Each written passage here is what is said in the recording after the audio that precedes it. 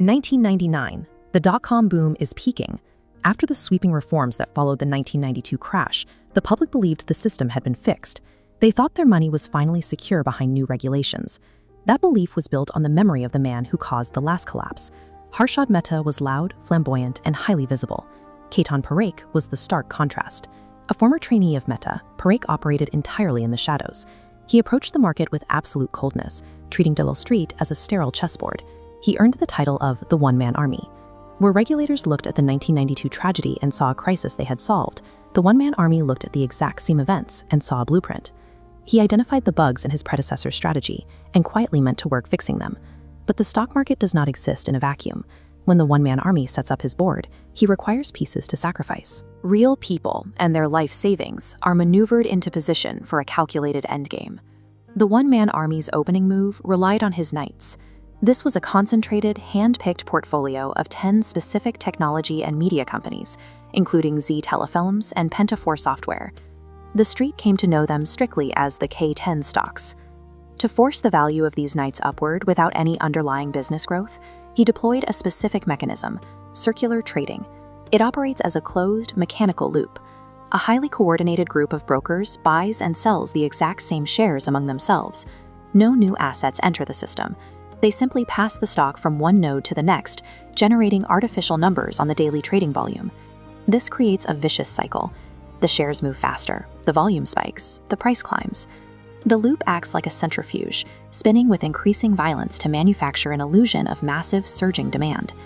That speed is a trap.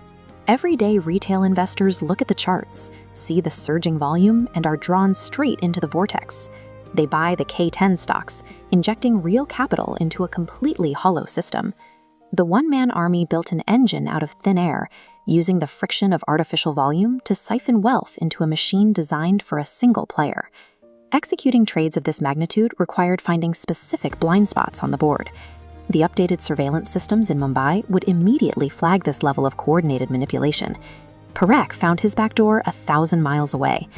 The Calcutta Stock Exchange was operating on severely outdated infrastructure, leaving it entirely disconnected from the real-time scrutiny of the modern hubs. Here, he leveraged the Badla system, an old carry-forward mechanism. This allowed the one-man army to hold enormous stock positions indefinitely, bypassing the need to pay the full upfront cost for the shares. But even with leverage, spinning the vicious cycle requires heavy, constant capital. The Grandmaster was never going to risk his own money to keep the loop moving. He needed his pawns. He found them at the Madhavpura Mercantile Cooperative Bank. Parekh bribed the bank's management to issue massive, unsecured pay orders. He turned the institution into a personal, unregulated ATM to fund his margin requirements. Those pay orders were not corporate funds. The billions of rupees being siphoned off to feed the K10 stocks were the literal life savings of everyday, working-class depositors. To a calculating strategist, those thousands of families held no human weight. They were simply units of capital, stationed on the board, ready to be sacrificed to protect his position. The board fractured following the union budget of 2001. Sensing that the K10 stocks were heavily over-leveraged, a coordinated bear cartel began a relentless attack, dumping shares to drive the prices down. The vicious cycle shattered on Black Friday, March 2, 2001. Massive sell-offs triggered a brutal 176-point market crash in a single session.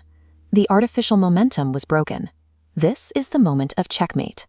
The one-man army scrambled back to the Madhavpura Bank for emergency funds to defend his collapsing knights. But the Reserve Bank of India had intervened. The tap was shut off. The collateral damage was immediate. The bank went bankrupt. Thousands of everyday depositors lost their life savings overnight, their money completely erased in a game they never knew they were playing. The regulators swept the board clean. Ketan Parekh was banned from trading for 14 years. The outdated Badla carry-forward system was permanently abolished, and India adopted the modern T+2 rolling settlement to close the loopholes. True markets are governed by underlying business value. When market gurus promise infinite returns detached from reality, they are playing a different game entirely. When a small group of stocks rises without logic, a puppet master is pulling the strings. On that board, the public remains the sacrifice.